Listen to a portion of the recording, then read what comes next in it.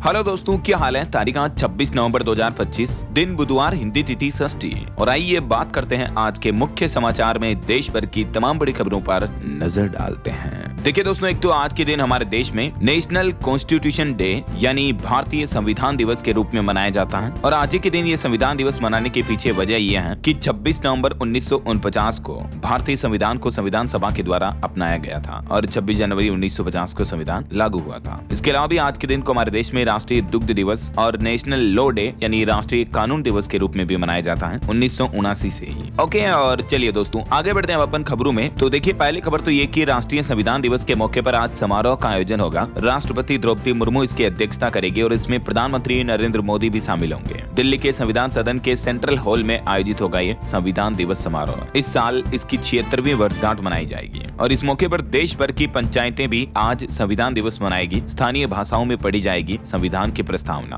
पंचायती राज मंत्रालय की तरफ से भी ये नई पहल की जा रही इस बार, है ना। चलिए अगली खबर देखिए। मंत्रोच्चार और जय घोष के बीच राम मंदिर की शिखर पर प्रधानमंत्री नरेंद्र मोदी ने लहराया धर्म ध्वज। आखिरकार आपको पता होगा, बीते दिन अयोध्या में राम मंदिर के शिखर पर ध्वजारोहण का कार्यक्रम पूरा हुआ। प्रधानमंत्री ने खुद अपने हाथों से फहराई ये धर्म ध्वजा और इस मौके पर मोदी भावुक हो गए। उन्होंने कहा कि अब मानसिक गुलामी से मुक्ति का लक्ष्य है। इसने राम को भी काल्पनिक बता दिया। पीएम ने विपक्ष पर तंज कसते हुए कहा कि ये मानसिकता इतनी हावी हो गई कि वर्षों तक भगवान राम को काल्पनिक बताया गया। और इस ध्वजारोहण के कार्यक्रम के दौरान देश के चारों शंकराचार्यों को छोड़कर देश भर के मठों के संत मंदिर परिसर में मौजूद रहे। पीएम मोदी ने साकेत कॉलेज से लेकर राम जन्मभूमि तक अयोध्या में तकरीबन 1.5 किलोमीटर लंबा रोड शो का आयोजन भी किया। बाकी ये भक्तिमय माहौल की तस्वीरें आप देख सकते हैं। राम मंदिर ध्वजारोहण की कुछ अलग अलग फुटेज देखिए। मोदी रामलला के लिए चंवर वस्त्र लेकर पहुंचे हैं। सप्त ऋषि मंदिरों में भी पूजा की और रोड शो में पीएम पर पुष्प वर्षा भी की अयोध्या वासियों ने। पूरी अयोध्या राममय हो गई। जैसे ही धर्म ध्वजा कंप्लीट हुई, वहां मौजूद संतों और श्रद्धालुओं ने जय श्री राम के जयकारे लगाए। पीएम मोदी ने आरएसएस प्रमुख मोहन भागवत के साथ मिलकर राम दरबार में पूजा अर्चना भी की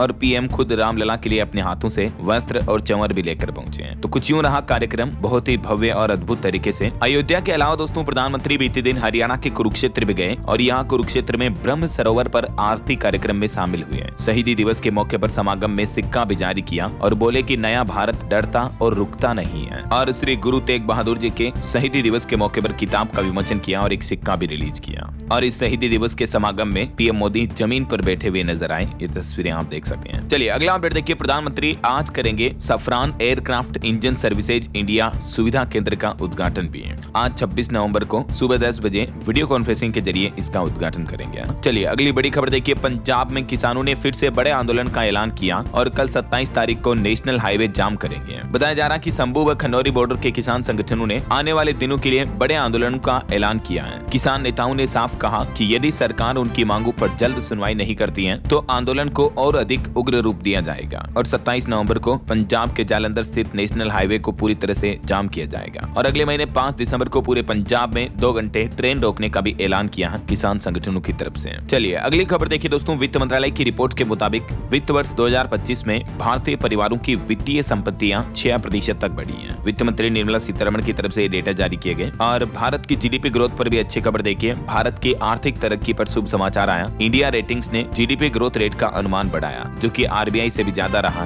इंडिया रेटिंग्स ने FY26 के लिए अनुमान बढ़ाकर 7% कर दिया है। और हमारे देश के मुख्य आर्थिक सलाहकार वी नागेश्वरन का भी कहना है कि भारतीय अर्थव्यवस्था इस वित्त वर्ष में $4 ट्रिलियन पार कर लेगी। चलिए अगला अपडेट देखिए दोस्तों। 205 दिन बाद बंद हुए उत्तराखंड के बद्रीनाथ धाम के कपाट। सेना के बैंड की धुन पर थिरके भक्त। जोशीमठ के नरसिंह मंदिर में होगी अब शीतकालीन पूजा, क्योंकि अब सर्दियों का मौसम शुरू हो चुका है और कड़ाके की बर्फबारी के बीच तापमान भी माइनस में चल रहा है। तो आखिरकार अब शीतकालीन सत्र के लिए बद्रीनाथ धाम मंदिर के कपाट बंद कर दिए गए हैं और अब योग बद्री पांडुकेश्वर में होगी ये शीतकालीन पूजा। वैसे दोस्तों, उत्तराखंड में इस साल 4 धाम में तकरीबन 50 लाख से भी ज्यादा श्रद्धालु पहुंचे। कुल 209 दिनों तक चली यात्रा और सबसे ज्यादा रिकॉर्ड केदारनाथ धाम में टूटा श्रद्धालुओं का। आपदा के कारण यमुनोत्री पर भी असर दिखाई दिया। वैसे केदारनाथ धाम के कपाट तो पिछले महीने 23 अक्टूबर को बंद हो गए थे और बद्रीनाथ धाम के कपाट कल 25 नवंबर को हुए हैं। चलिए अगला अपडेट देखिए दोस्तों। मॉर्गन स्टैनली स्टैनली की एक रिपोर्ट सामने आ रही है कि राजकोषीय घाटा नियंत्रित करने के लिए दूसरी 6 माही में खर्च कम करने की जरूरत है। यानी भारत सरकार को अपना पूंजीगत मैनेजमेंट इस हिसाब से बनाना चाहिए ना। और वहीं देखिए बड़ी खबर, राजधानी दिल्ली में वायु प्रदूषण के बीच पीएमओ ने बड़ा एक्शन लिया। ईवी यानी इलेक्ट्रिक व्हीकल को बढ़ावा देने के निर्देश जारी किए। दिल्ली में लगातार प्रदूषण बढ़ रहा, सरकार भी कई कदम उठा रही है। कुछ दिन पहले ही राजधानी में ग्रेप 3 की पाबंदियां लागू हो चुकी हैं और अभी एक दिन पहले तो आपको पता होगा 50% वर्क फ्रॉम होम का आदेश भी जारी हुआ। इस बीच दिल्ली सरकार और केंद्र सरकार ने अधिकारियों को स्पष्ट निर्देश दिया है कि प्रदूषण फैलाने वाले और उत्सर्जन मानदंडों का उल्लंघन करने वाले सभी वाहनों की जांच की जाए और उन पर कार्रवाई तेज की जाए और जितना हो सके राजधानी की सड़कों पर इलेक्ट्रिक व्हीकल को बढ़ावा दिया जाए। और अब इस बारे में पीएमओ ने भी अपने ऑर्डर में कहा कि इलेक्ट्रिक व्हीकल के charging infrastructure, charging station, subsidy वगैरह पर प्रगति सुनिश्चित करने के निर्देश दिए हैं। चलिए खबर देखिए, टीईटी अनिवार्यता के विरोध में दिल्ली में जुटे शिक्षक। उत्तर प्रदेश समेत देश भर के कई राज्यों के टीचर्स ने बीते 2 दिन दिल्ली के जंतर मंतर पर ये विरोध प्रदर्शन किया सुप्रीम कोर्ट के टीईटी अनिवार्य के फैसले के खिलाफ। और खबर देखिए, मध्य प्रदेश भोपाल को 194 करोड़ रुपए की योजनाओं की सौगात दी। मुख्यमंत्री डॉक्टर मोहन यादव ने यहाँ स्पोर्ट्स स्टेडियम का उद्घाटन किया। सांदीपनी विद्यालय और अमृत 2.0 परियोजना का लोकार्पण भी किया। चलिए अगली खबर देखिए दोस्तों, भारत के अरुणाचल प्रदेश को लेकर चीन ने विवादित बयान दिया। चाइना बोला कि अरुणाचल तो हमारा है, इस पर भारत ने अवैध कब्जा कर रखा है, हम इसे मान्यता नहीं देते। तो चीन के इस बयान पर भारत ने भी जवाब देते हुए कहा कि अरुणाचल हमारा अभिन्न हिस्सा है, सच्चाई कभी नहीं बदल सकती है। चीन की तरफ से खुद डायरेक्टली इस बार अरुणाचल प्रदेश को अपना हिस्सा बताया है। मंगलवार को बीते दिन चीनी विदेश मंत्रालय की प्रवक्ता माओ निंग ने कहा कि जांगनान यानी अरुणाचल हमारा हिस्सा है। चीन का यह बयान भारतीय महिला पीएम वांगजोम थांगडोक के साथ शंघाई एयरपोर्ट पर बदसलूकी के आरोपों के सवाल पर आया है। तो चीन के इस विवादित बयान पर भारतीय विदेश मंत्रालय के प्रवक्ता रणधीर जायसवाल ने भी कहा कि अरुणाचल भारत का अभिन्न हिस्सा है, अभिन्न अंग है और ये सच्चाई कभी नहीं बदल सकती है। और अगला अपडेट देखिए, देश के सर्वोच्च न्यायालय सुप्रीम कोर्ट ने कहा कि हिरासत में मौतें बर्दाश्त नहीं है। अक्सर आपको पता होगा जेल में पुलिस वाले कई बार जो अपराधियों को हिरासत में रखते हैं, कूटते पीटते मारते हैं और उनकी जान चली जाती है। तो ऐसे मामलों पर संज्ञान लेते हुए सुप्रीम कोर्ट ने केंद्र सरकार और राज्य सरकारों को नोटिस भी जारी किया और थानों में सीसीटीवी कैमरे लगाने के मामले पर भी 16 दिसंबर तक रिपोर्ट मांगी है। और वहीं दोस्तों आर्मी अफसर मामले पर भी सुप्रीम कोर्ट बोला कि आर्मी अफसर की बर्खास्तगी सही है। उनकी अपील खारिज हुई, कहा कि आप सेना के लायक नहीं, धार्मिक आदेश न मानने पर सेना से निकाले गए थे। आर्मी के एक पूर्व ईएसआई अफसर की उस याचिका को खारिज कर दिया क्योंकि अफसर पर यह गंभीर आरोप थे। चलिए अगली बड़ी खबर देखिए दोस्तों, भारत अब रूस से नहीं खरीदेगा तेल, अमेरिका के पैंतरे से बिगड़ गया पूरा खेल। अमेरिका और पश्चिमी देशों के सख्त प्रतिबंधों के चलते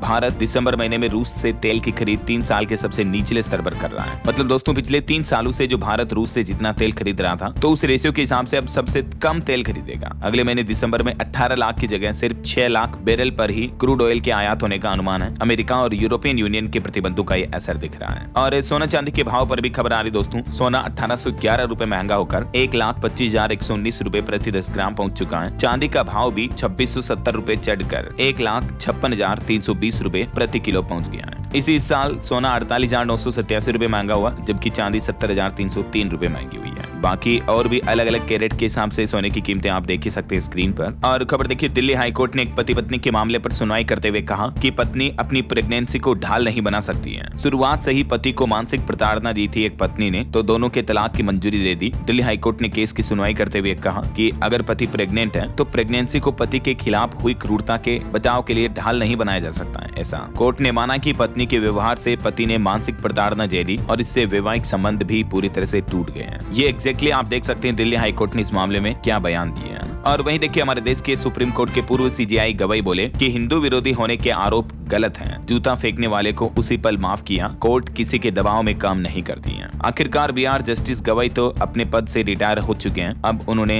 अपने न्यायमूर्ति के रूप में सफर और जस्टिस को लेकर अपने अनुभवों को साझा किया और इनकी जगह जो देश के नए सीजेआई बने, तो उन्होंने भी देखिए आप सीजेआई बनने के बाद पहले ही दिन 17 केस सुने और एक सबसे बड़ा फैसला तो ये लिया दोस्तों कि पहले ही दिन ओरल मेसनिंग को बंद कर दिए, यानी अब लिखित अपील होगी, मौखिक कुछ नहीं होगा। उन्होंने कहा कि न्याय रुकना नहीं चाहिए। कार्यभार संभालते ही उन्होंने मामलों की अर्जेंट लिस्टिंग के लिए भी ओरल मौखिक मेसनिंग बंद कर दी है। चलिए अगली बड़ी खबर देखिए दोस्तों, बिहार राज्य में अब छोटी मोटी चोरी ठगी को भी संगठित अपराध माना जाएगा। सम्राट चौधरी के गृह मंत्री बनते ही आखिरकार बिहार राज्य में यह नया नियम लागू हो चुका है। बिहार पुलिसिंग का यह नया फ्रेमवर्क लागू हुआ। अब छोटे मोटे अपराध हो, छोटी मोटी चोरी हो तो भी संगठित अपराध ही माने जाएंगे। चोरी, स्नेचिंग, चेन स्नेचिंग मतलब जेब कतरी, छोटी ठगी, धोखाधड़ी, अवैध टिकट बिक्री, जुआ, सट्टा, पेपर सेल, रैकेट, इन सभी को संगठित अपराध के रूप में माना जाएगा और अपराध अपराधियों पर सख्त कार्रवाई होगी ऐसा। और दोस्तों बिहार में नीतीश सरकार की नई गवर्नमेंट बनने के बाद पहली कैबिनेट मीटिंग भी हुई और इसमें पहले ही बैठक में 10 एजेंडों पर मुहर लगी है। बिहार में AI मिशन, चीनी मिल और नए टाउनशिप को लेकर भी फैसला हुआ। ये कुछ पॉइंट्स आप देख सकते हैं कि बिहार की पहली कैबिनेट मीटिंग में किन किन फैसलों को लेकर चर्चा हुई। और कैबिनेट मीटिंग से पहले ही मुख्यमंत्री नीतीश कुमार ने सोशल मीडिया पर एक पोस्ट शेयर की जिसमें उन्होंने लिखा कि अगले 5 साल में 1 करोड़ युवाओं को सरकारी नौकरी मिलेगी। और बिहार में टीचर शिक्षकों को लेकर भी बड़ा अपडेट आ रहा। 6 लाख शिक्षकों के लिए बड़ी खबर, तय हो गया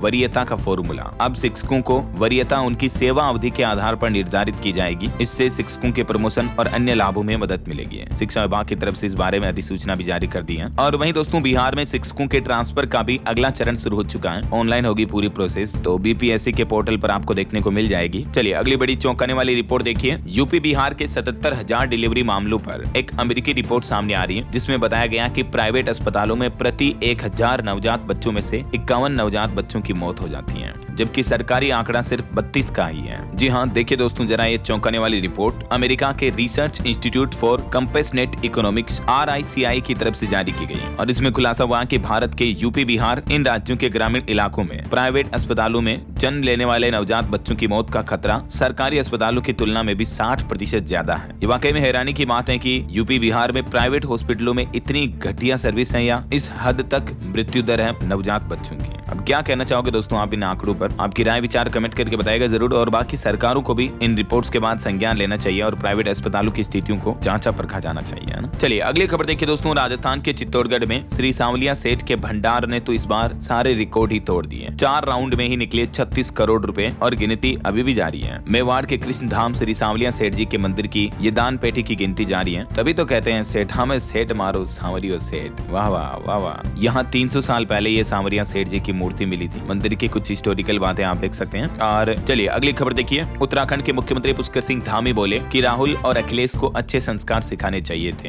अखिलेश यादव ने कहा था कि 2047 तक मोदी धरती पर नहीं रहेंगे। उनकी इसी बात को लेकर CM पुष्कर सिंह धामी ने तंज कसा महागठबंधन पर। और वहीं सुप्रीम कोर्ट ने एक और अहम फैसला सुनाते हुए कहा कि एक लड़का लड़की या पुरुष महिला के बीच सहमति से बने संबंध और रेप में काफी अंतर होता है। रिलेशनशिप टूटने पर कई बार महिलाएं रेप के आरोप लगा देती हैं, लेकिन सुप्रीम कोर्ट ने कहा कि इस तरह के आरोप नहीं लगाए जा सकते हैं। और अगर शादी के वादे पर संबंध बना तो भी उसे साबित करना होगा, उसे भी रेप नहीं माना जा सकता है। एक ऐसे ही महिला पुरुष के केस मामले पर सुनवाई करते हुए सुप्रीम कोर्ट ने ये अहम फैसला सुनाया ना। और वहीं दोस्तों दिल्ली ब्लास्ट मामले पर भी एक और बड़ी खबर आ रही। देखिए आप, आतंकी डॉक्टर शाहीन की अल फलाह यूनिवर्सिटी में नंबर 3 पोजीशन थी। MBBS स्टूडेंट्स की ट्रेनिंग और नियम बनाने का जिम्मा इनके ऊपर था। तो इस यूनिवर्सिटी में अब माइनॉरिटी दर्जे मामले पर भी सुनवाई 4 दिसंबर को होगी। और वहीं इधर आतंकी डॉक्टर मुजम्मिल को फरीदाबाद और गुरुग्राम लेकर पहुंची NIA। बोला कि यहीं से खरीदा 1600 किलो अमोनियम नाइट्रेट। अल फलाह यूनिवर्सिटी में भी 1.5 घंटे और छानबीन हुई। बाकी दिल्ली ब्लास्ट मामले को लेकर सभी राष्ट्रीय जांच एजेंसियां अभी भी अपनी जांच जारी रखे हुए हैं। हमें उम्मीद है जल्द से जल्द अपराधियों को कड़ी से कड़ी सजा मिलेगी, है ना। बहरहाल अभी तो कुछ और महत्वपूर्ण और काम की खबरें देखेंगे दोस्तों अपन, लेकिन फिलहाल वक्त तो चला है आज के ताजा मौसम समाचार जानने का। और हाँ, एक छोटी सी रिक्वेस्ट आपसे ये है कि अगर आप DLS न्यूज चैनल से अभी तक भी जुड़े नहीं हो तो जुड़ जाइए। चैनल को सब्सक्राइब करके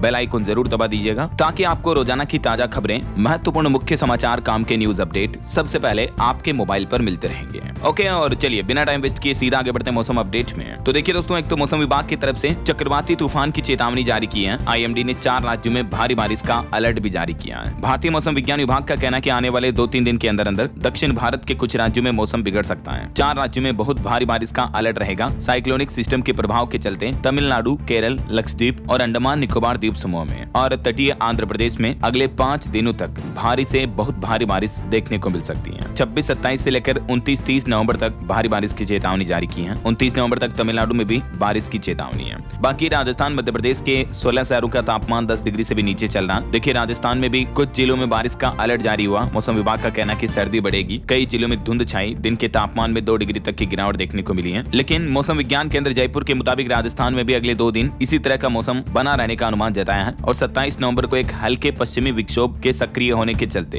राजस्थान के उदयपुर, जोधपुर, अजमेर संभाग के कुछ जिलों में बूंदाबांदी देखने को मिल सकती है। और राजस्थान के अलावा मध्य प्रदेश की भी स्थितियां देखिए, नवंबर के आखिरी सप्ताह में राहत मिलेगी, लेकिन अगले महीने दिसंबर में कड़ाके की ठंड की चेतावनी। चक्रवात के असर के चलते मध्य प्रदेश में भी बादल छाए, दिन का पारा लुढ़का, रात का तापमान बढ़ा। और इधर उत्तराखंड की स्थितियां देखिए आप, बद्रीनाथ में तो तापमान -12 डिग्री तक चल रहा है। चमोली में नदियां और झीलें भी जम गई पूरी की पूरी, ये देख सकते हैं आप, बर्फ के पहाड़ बन गए हैं ना। वहीं बिहार के भी 4 शहरों में 10 डिग्री के करीब चलना पारा, 2 दिन बाद और बढ़ेगी ठंड। हरियाणा में भी बीती रात सीजन की सबसे ठंडी रात रही है। बाकी ये जो बंगाल की खाड़ी में चक्रवात बन रहा सेनियार, इसके चलते दक्षिणी राज्यों में भारी बारिश और बाढ़ की संभावना फिर से जताई गई है। ओके, और चलिए मौसम अपडेट के बाद आगे बढ़ते हैं, कुछ मार्केट अपडेट्स पर नजर डाल लेते हैं फटाफट से। देखिए बीते दिन भी भारतीय शेयर बाजार में गिरावट देखने को मिली। सेंसेक्स 314 अंक गिरकर 84,587 पर बंद हुआ। निफ्टी भी 70 अंक फिसला। वहीं एक चौंकाने वाली खबर देखिए दोस्तों, गूगल का जो नैनो बनाना प्रो AI मॉडल है, उससे अब फर्जी आधार कार्ड और पैन कार्ड जैसे डॉक्यूमेंट्स बनाए जा रहे हैं। फोटो, नाम, डिटेल्स डालकर रियल जैसे बन जाते हैं ये डॉक्यूमेंट्स। गूगल की सेफ्टी गाइडलाइंस पर भी सवाल पैदा होने लगे हैं। जैसे ये देख सकते हैं आप, फर्जी आधार और पेन ट्विटर प्रीत सिंह के नाम से। और वहीं दोस्तों क्रिप्टो मार्केट पर बड़ी खबर आ रही है कि एक बिटकॉइन पर 20 लाख रुपए का नुकसान हुआ। क्रिप्टो करेंसी में बड़ी गिरावट के चलते निवेशकों को काफी बड़ा झटका लगा है। चलिए आगे बढ़ते हैं खबरों में। देखिए पश्चिम बंगाल में चुनाव आयोग के SIR के अभियान का विरोध करते हुए मुख्यमंत्री ममता बनर्जी ने विरोध प्रदर्शन रैली निकाली। ममता बोले कि चुनाव आयोग अब बीजेपी आयोग बन गया है। उन्होंने कहा कि ये निष्पक्ष संस्था नहीं है। 10 TMC सांसद 28 नवंबर को इलेक्शन कमीशन से भी मिलेंगे। इधर तमिलनाडु में भी SIR के खिलाफ सुप्रीम कोर्ट में 6ठी याचिका दायर की गई, तो अब चुनाव आयोग को नोटिस भी भेजा सुप्रीम कोर्ट ने। इससे पहले बंगाल और केरल सरकार ने भी SIR को चुनौती दी थी, तो कोर्ट इस मामले पर अगली सुनवाई 2 दिसंबर को करेगा ना। अभी देश भर के 12 राज्यों और केंद्र शासित प्रदेश में आपको पता होगा SIR अभियान चल रहा चुनाव आयोग का। और यूपी में एक और मामला देखने को मिला। देखिए SIR ड्यूटी में लगे टीचर ने जहर खाकर खुद की जान दे दी। वर्किंग प्रेशर, काम के दबाव का लोड काफी ज्यादा देखने को मिल रहा BLO पर। पश्चिम बंगाल में भी SIR प्रक्रिया पर विवाद बढ़ा। BLO ने भी अपना प्रदर्शन तेज किया। राज्यपाल भी बोले कि हिंसा भड़काने की अनुमति हम नहीं दे सकते हैं। तो ये कुछ SIR अभियान के अपडेट रहे। और अगली खबर देखिए आप, कर्नाटक राज्य में मुख्यमंत्री बदलने की अटकलें तेज हो रही है। शिव कुमार बोले कि ये सीक्रेट डील है। मुख्यमंत्री सिद्धारमैया ने कहा कि हाईकमान अंतिम फैसला ले। खड़गे बोले कि सार्वजनिक चर्चा नहीं करेंगे। और देखिए दोस्तों, एक बड़ी सड़क दुर्घटना हो गई। नेशनल हाईवे पर बड़ा हादसा हो गया, 6 लोगों की मौत हो गई।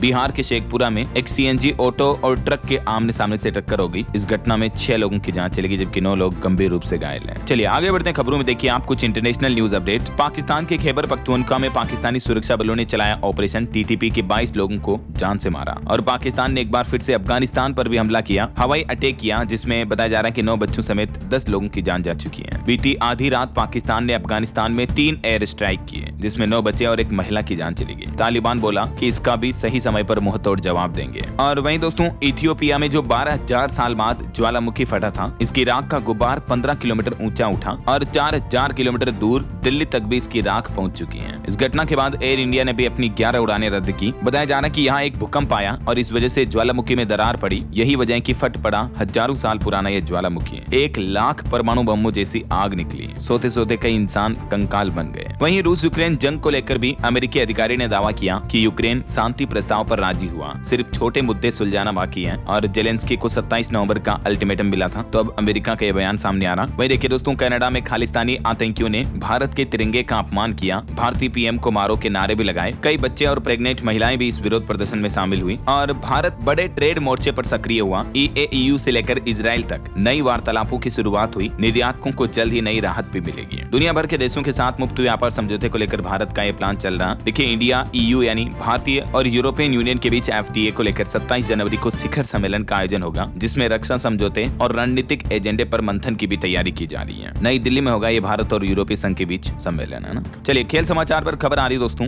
T20 वर्ल्ड कप में इंडिया और पाकिस्तान का मुकाबला 15 फरवरी को होगा। भारत श्रीलंका के 8 वेन्यू पर 29 दिन में 55 मैच होंगे। हर मैच का शेड्यूल जारी हो चुका है। T20 वर्ल्ड कप 2026 को लेकर ये कुछ प्रमुख मैच होंगे, भारतीय ग्रुप के, है ना। और नक्सलवाद पर बड़ी खबर देखिए। छत्तीसगढ़ के नारायणपुर में 28 नक्सलियों ने सरेंडर किया। 22 माओवादियों पर 89 लाख रुपए का इनाम भी था। वहीं नीले ड्रम वाली मुस्कान ने जो बेटी को जन्म दिया, उसका नाम राधा रखा गया। मेरठ में ससुराल वाले बोले कि बच्चे का DNA टेस्ट कराएंगे। बॉलीवुड एक्टर धर्मेंद्र के निधन के बाद अब 5 बड़े सवाल उठ रहे हैं कि धर्मेंद्र पद्म भूषण अवार्डी हैं, लेकिन फिर भी उनका राजकीय सम्मान क्यों नहीं किया गया निधन के बाद। यहाँ तक कि उनके फैंस को अंतिम दर्शन भी नहीं करने दिए। इतनी जल्दबाजी में अंतिम संस्कार, दाह संस्कार क्यों किया गया। अभी 24 नवंबर को आपको पता होगा बॉलीवुड अभिनेता धर्मेंद्र का निधन हो गया और जिस तरीके से उनका अंतिम संस्कार हुआ, परिजनों ने आनन आनन फानन में घर से डायरेक्ट एम्बुलेंस बुलाकर शमशान घाट ले गए और अंतिम संस्कार कर दिया, तो इससे उनके चाहने वालों के मन में कई सवाल उठने लगे हैं कि आखिर उनकी पार्थिव देह को अंतिम दर्शन के लिए क्यों नहीं रखा गया और पद्म भूषण से सम्मानित होने के बावजूद राजकीय सम्मान के साथ उनका अंतिम संस्कार क्यों नहीं किया, इतनी गुपचुप तरीके से अंतिम संस्कार क्यों किया गया। वाकई में ये सवाल हैरान करने वाले हैं। आपका क्या ख्याल है दोस्तों, इस मुद्दे की जांच होनी चाहिए या नहीं? आपकी राय विचार कमेंट करके बताएगा जरूर। चलिए फिलहाल देखिए अगली खबर। भारत में बचे 5800 यहूदियों को ले जाया जाएगा इजराइल, अगले 5 साल में अपने यहाँ बसाएगा। अभी नॉर्थ ईस्ट राज्यों में रहते हैं ये। वहीं ऑटो इंडस्ट्री से खबर आ रही, 22 साल बाद मॉडर्न लुक में टाटा की सिएरा लॉन्च हुई। शुरुआती कीमत इसकी 11.5 लाख रुपए के लगभग है। 3 स्क्रीन वाली टाटा की ये पहली एसयूवी होगी जो हुंडई क्रेटा को टक्कर देगी। और वहीं टेक न्यूज से भी खबर है, OnePlus 17 दिसंबर को 2 गैजेट्स लॉन्च करेगी। 15R स्मार्टफोन में आपको अच्छा खासा प्रोसेसर वगैरह मिलेगा और कंपनी की तरफ से एक नया टैबलेट भी लॉन्च किया जाएगा। चलिए खबर आ रही, दिल्ली नगर निगम के 12 वार्डों में उपचुनाव होंगे। हरियाणा में रह रहे वोटर्स के लिए भी सरकार ने घोषित किया सवेतन अवकाश। वहीं एक चौंकाने वाली रिपोर्ट देखिए दोस्तों, देश के 447 जिलों की हवा काफी जहरीली है। सबसे प्रदूषित टॉप 10 राज्यों में दिल्ली अव्वल है। CREA की तरफ से पॉल्यूशन को लेकर ये रिपोर्ट जारी की गई। ये वो देश भर में सर्वाधिक प्रदूषित 10 राज्य और केंद्र शासित प्रदेश, जिसमें दिल्ली नंबर 1 पर है ना। और देखिए एम्स के वैज्ञानिकों ने भी विकसित की दुनिया की सबसे सुरक्षित मिर्गी सर्जरी, जिसका नाम रोटेक है। सिर्फ 60 मिनट में मिर्गी से मिलेगी मुक्ति। मिर्गी के रोगियों को अब मिर्गी की बीमारी से छुटकारा मिल सकता है। यह नई तकनीक उन रोगियों के लिए आशा की किरण है जिनकी मिर्गी दवाओं से ठीक नहीं होती है। तो एम्स के वैज्ञानिकों को इस मामले में बड़ी सफलता मिली है।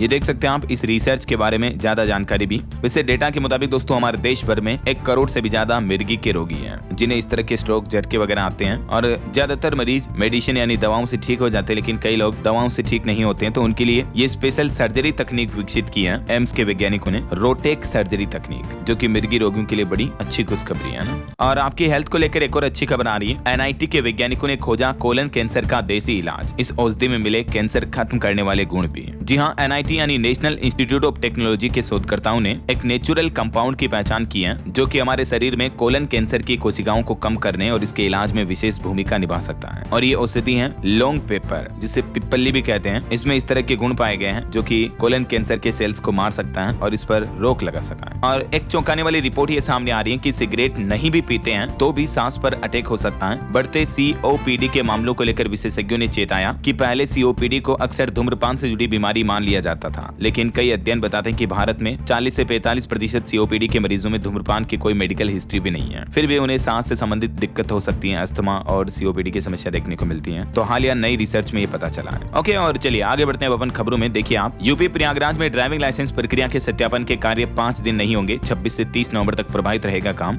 और मध्य प्रदेश में चीतों को नया ठिकाना मिलने जा रहा। रानी दुर्गावती टाइगर रिजर्व बनेगा देश का तीसरा चीता हब। 2026 में यहाँ भी अफ्रीका से चीते लाए जाएंगे। और टेक न्यूज से खबर आ रही, जीमेल नोटिफिकेशन में बड़ा बदलाव हुआ। अब एंड्रॉइड पर इस तरह से दिखेगा ईमेल का प्रीव्यू। ये देख सकते हैं आप, एंड्रॉइड में अब आपको कुछ यूं आएगा जीमेल का नोटिफिकेशन, जिसमें आप शॉर्ट में ईमेल वगैरह भी देख पाएंगे, है ना। चलिए खबर देखिए, उत्तर प्रदेश में भी दिल्ली के जैसे ही बनेंगे डिटेंशन सेंटर। बांग्लादेशी और रोहिंग्या के साथ अफ्रीकी भी संदेह के दायरे में लिए जाएंगे। वहीं खबर आ रही, AI बबल से दुनिया घबराई, भारत बना सुरक्षित ठिकाना। CLSA की रिपोर्ट में सामने आया 2026 में भारत में विदेशी निवेशकों की वापसी होने जा रही है। और मार्केट रेगुलेटर सेबी का डबल झटका डबल सुरक्षा। अब बाहरी बिजनेस भी चलाएंगे DTS, लेकिन रिकवरी फंड के नियम और भी सख्त कर दिए हैं। सेबी ने निवेशकों के पैसों को ज्यादा सिक्योर करने और फाइनेंशियल सर्विस को मजबूत करने के लिए ये नया प्लान, नए नियम, नए आदेश जारी किए हैं। और वहीं देखिए किसान भाई लोगों के लिए अपडेट, खुशखबरी है। सिंचाई के लिए बिजली बिल पर सरकार देगी 90% तक सब्सिडी और धान पर भी बोनस मिलेगा। जी हाँ, मध्य प्रदेश के मुख्यमंत्री डॉक्टर मोहन यादव ने बताया कि इस नई योजना के तहत किसानों को केवल बिजली बिल का 10% ही भुगतान करना होगा, जबकि 90% राशि खुद सरकार वहन करेगी। और किसानों को बोनस वगैरह भी दिए जाएंगे। 2600 रुपए प्रति क्विंटल की दर से गेहूं खरीदने को लेकर MP के CM मध्य प्रदेश के मुख्यमंत्री ने ये कुछ बड़ी घोषणाएं की हैं। और वहीं देखिए माइनिंग को लेकर सरकार का कहना है कि महत्वपूर्ण खनिजों की रिसाइकलिंग के लिए प्रोत्साहन योजना लाई जाएगी। 1500 करोड़ की प्रोत्साहन योजना के लिए कई कंपनियां भी आगे आई हैं। और खबर है 50% आरक्षण की सीमा टूटी, सुप्रीम कोर्ट ने एक अहम टिप्पणी की। महाराष्ट्र के 57 निकायों के चुनावी नतीजे फैसले से बंधे होंगे। अब इस मामले पर अगली सुनवाई 12 दिसंबर को दोपहर 12 बजे होगी। और इकरा की एक रिपोर्ट देखिए दोस्तों, भारतीय उद्योग जगत की आय तीसरी तिमाही में 8 से 10% तक बढ़ने का अनुमान जताया है। वहीं एक रिपोर्ट सामने आ रही है कि नए श्रम कानून से हमारे देश में बेरोजगारी दर घटेगी। 77 लाख नई नौकरियां, नई जॉब्स देखने को मिलेगी। SBI की रिपोर्ट्स के मुताबिक जो हाल ही में सरकार ने 4 नए labour law, labour code act पेश किए, इनसे हमारे देश में अच्छे खासे रोजगार पैदा होंगे, है ना। और एक रिपोर्ट आ रही कि भारतीय परिवारों के खर्च का तरीका भी बदल गया। अब रोजमर्रा की जरूरतों से आगे बढ़कर संपत्ति बनाने पर जोर दे रहे हैं इंडियन फैमिली, भारतीय परिवार। और इस बार शादियों के सीजन पर रिपोर्ट आ रही है कि अगले 44 दिन में देश भर में 46 लाख शादियां होगी और 6.5 लाख करोड़ का कारोबार होने का अनुमान है। व्यापारिक संगठन केट की तरफ से यह अनुमान लगाया गया कि नवंबर दिसंबर में इतनी शादियां हो सकती हैं। ऐसा चलिए खबर देखिए, अमेरिकी राष्ट्रपति डोनाल्ड ट्रंप के परिवार की संपत्ति में $1 अरब से भी ज्यादा की गिरावट हुई। क्रिप्टो निवेश की वजह से ट्रंप फैमिली को यह भारी नुकसान हुआ है। वहीं पायलटों की थकान पर चिंता जताते हुए DGCA ने एयरलाइंस कंपनियों से रिपोर्ट मांगी और अनिवार्य ट्रेनिंग के भी आदेश जारी किए। खबर है 14,000 फीट पर भारतीय सैनिकों को मिल रहा नया युद्ध कौशल। अब हर सैनिक स्वयं में होगा एक हथियार। भारतीय सेना की त्रिशक्ति कोर ने अभी इतनी ऊंचाई पर यह युद्ध प्रशिक्षण अभियान शुरू किया, देख सकते हैं आप। और खबर देखिए, कोलकाता पहुंचेंगे INS खंजर और INS कोरा। आम लोग भी कर सकेंगे समुद्री ताकत का एहसास। पश्चिम बंगाल की राजधानी कोलकाता आने वाले ये नेवी सप्ताह और नेवी डे के मौके पर यहाँ लंगर डालेंगे। और रिसर्च यानी शोध को लेकर भी एक खबर आ रही है कि अब केवल कागजी नहीं होंगे रिसर्च, बल्कि परिणाम लाने तक का प्लान तैयार होगा। भारत को विकसित बनाने में मिलेगी मदद। भारत में अब रिसर्च पर जोर दिया जाएगा। ऐसा वहीं देखिए, देश के रक्षा मंत्री राजनाथ सिंह बोले कि अब भारत खरीदार नहीं बल्कि तकनीक का निर्माता और निर्यात करता भी है। रक्षा मंत्री बोले कि देश में स्वदेशीकरण आंदोलन चल रहा है। असम राज्य की विधानसभा का शीतकालीन सत्र शुरू हो चुका है। दिल्ली हत्याकांड की रिपोर्ट और 18 अहम बिल पेश किए जाएंगे। और वहीं देखिए, पार्लियामेंट में इस बार शीतकालीन सत्र यानी विंटर सेशन में विपक्ष से टकराव न हो, इसके लिए सरकार ने 30 नवंबर को सर्वदलीय बैठक का प्रस्ताव भी रखा है। और खबर आ रही कि चीन पर नकेल कसने की तैयारी, स्टील आयात पर भारी शुल्क लगाने की तैयारी में है भारत सरकार। वहीं देखिए, 10 साल बाद राजधानी दिल्ली में बदलेंगे सर्कल रेट। पहली बार होगी A+ कैटेगरी। फार्म हाउस से लेकर फ्लैट तक की कीमतों पर जबरदस्त असर देखने को मिलेगा। A कैटेगरी के इलाके सबसे महंगे होते हैं, तो दिल्ली में नए सर्कल रेट्स के बाद प्रॉपर्टी वगैरह और महंगी हुई है ना। ये देख सकते हैं आवासीय भूमि के लिए अब सर्कल रेट क्या होंगे और वाणिज्यिक भूमि के लिए सर्कल रेट क्या तय किए गए। इसी तरह से फ्लैटों वगैरह के लिए राजधानी में सर्कल रेट की रेट लिस्ट में ये कुछ प्रमुख बदलाव हुए हैं ना। वहीं खबर है, भारत को यूरेनियम भी देगा कनाडा। जल्द ही दोनों देशों के बीच बड़ी डील होने का ऐलान किया जा सकता है। और असम सरकार ने पेश किया बहुविवाह पर प्रतिबंध लगाने वाला विधेयक भी। और बंगाल की खाड़ी में मिसाइल परीक्षण की संभावना है। भारत ने 6 से 8 दिसंबर के बीच जारी किया नोटिस। दिल्ली NCR के लोग शनिवार से ही कर सकेंगे हॉट एयर बैलून की सवारी भी। राजधानी में ये नई एडवेंचर एक्टिविटी शुरू होने जा रही है। और आपको एक सावधान करने वाली खबर बताता हूँ। देखिए, आप म्यांमार और थाईलैंड में नौकरी के नाम पर झांसा देकर भारतीय लोगों को फंसाया जा रहा। एक अंतर्राष्ट्रीय साइबर गिरोह का भंडाफोड़ हुआ। वडोदरा से एक महिला को गिरफ्तार भी किया गया। तो ऐसे उचक्के बदमाशों के झांसे में ना आए दोस्तों, और सावधान रहें, हमेशा सतर्क रहें। चलिए अगली खबर देखिए, एंटीबायोटिक का ज्यादा इस्तेमाल खतरनाक हो सकता है। WHO पशु पक्षियों को लेकर भी जागरूक कर रहा है। एंटीबायोटिक्स दवाओं का ज्यादा इस्तेमाल मानव स्वास्थ्य के लिए तो हानिकारक है ही, अन्य जीव जंतुओं के लिए भी काफी हानिकारक है। ऐसा वहीं उत्तर प्रदेश में श्री कृष्ण जन्मभूमि शाही ईदगाह मस्जिद विवाद मामले पर भी हिंदू पक्ष की याचिका पर अब 1 दिसंबर को सुनवाई करेगा सुप्रीम कोर्ट। और खबर है, 26 नवंबर को बिहार में पूरे प्रदेश में कांग्रेस संविधान बचाओ कार्यक्रम का आयोजन करेगा। लोकतंत्र और संवैधानिक मूल्यों की रक्षा करना इसका उद्देश्य है, ये कहना है कांग्रेस का। और खबर देखिए दोस्तों, जनगणना को लेकर झारखंड सरकार ने बड़ा फैसला लिया है। राज्य में प्रशासनिक क्षेत्राधिकार की सीमाओं में कोई परिवर्तन नहीं होगा, नोटिफिकेशन जारी हुआ। और सहारा इंडिया के निवेशकों से जुड़ा एक अपडेट आ रहा कि ईडी ने शुरू की सहारा इंडिया की संपत्तियों की तलाश। 1538 करोड़ की प्रॉपर्टी पहले ही जब्त की जा चुकी है और अब अन्य प्रॉपर्टी संपत्तियों की भी तलाश जारी है। खबर देखिए, दिल्ली हाईकोर्ट ने अहम फैसला सुनाया। अपराध की आय के रूप में ईडी कुर्क कर सकती है अवैध सट्टेबाजी से अर्जित संपत्ति भी है। दिल्ली उच्च न्यायालय की तरफ से ये महत्वपूर्ण फैसला मनी लॉन्ड्रिंग मामले को लेकर। वहीं खबर है, उत्तर प्रदेश में 2500 प्रगतिशील किसानों को मिलेगा गैप सर्टिफिकेशन ट्रेनिंग। उत्पादों की फूड सेफ्टी और हाइजीन पर रहा जाएगा फोकस। और देखिए, यूपी काशी में पहुंचेंगे 18 देशों के अनुयायी। स्वर वेद में विहंगम योग के साथ पूजा होगी। विश्व शांति की कामना की जाएगी, महामंत्र भी गूंजेंगे। कल से यह विशेष कार्यक्रम चल रहा है। और वहीं खबर देखिए, केरल हाईकोर्ट ने एक अहम फैसला सुनाते हुए कहा कि पत्नी भले ही कमाई में सक्षम है, लेकिन फिर भी भरण पोषण की हकदार होगी। हाईकोर्ट ने कहा कि कमाई करने की क्षमता होना और वास्तव में पर्याप्त कमाई करना दोनों में बहुत फर्क है। और एक पति पत्नी के तलाक मामले को लेकर हाईकोर्ट ने भरण पोषण गुजारा भत्ता पत्नी को दिए जाने का आदेश दिया पति के द्वारा, जबकि पति ने यह दलील ली थी जैसे मान लीजिए कोई पढ़ा लिखा इंसान है तो वो पैसे कमा सकता है, तो इसका मतलब ये नहीं कि वो कमा रहा है। तो हाईकोर्ट का कहना है कि कमा सकने में और वास्तविक कमा रहा है, इसमें दोनों में बहुत फर्क होता है। ऐसा चलिए खबर देखिए, राजस्थान के स्कूल में तैयार होंगे इंसान जैसे रोबोट। अजमेर मेयो कॉलेज में बनी 7 करोड़ की AI लैब। वहीं मध्य प्रदेश के मुख्यमंत्री मोहन यादव कैबिनेट बैठक में महत्वपूर्ण निर्णय लिया गया। शहीद के भाई को अब सब इंस्पेक्टर बनाएंगे। नप्पा अध्यक्ष का सीधे जनता से चुनाव कराने का विधेयक भी मंजूर हुआ। और भी MP कैबिनेट में ये कुछ प्रस्ताव मंजूर हुए। मोहन यादव की अध्यक्षता में ये महत्वपूर्ण फैसले लिए गए। वहीं खबर है, झारखंड में तेजी से बदल रहा मौसम का मिजाज। पश्चिमी विक्षोभ का प्रभाव दिखेगा। कई जिलों में तापमान 10 डिग्री से नीचे पहुंचा। कोहरे की वजह से हवाई यात्रा पर भी असर देखने को मिल सकता है। और एजुकेशन पर खबर आ रही दोस्तों, पंजाब नेशनल बैंक में जो LBO की भर्ती निकली हुई है ना, तो उसमें लास्ट डेट बढ़ चुकी है। अब 1 दिसंबर तक आवेदन किए जा सकेंगे।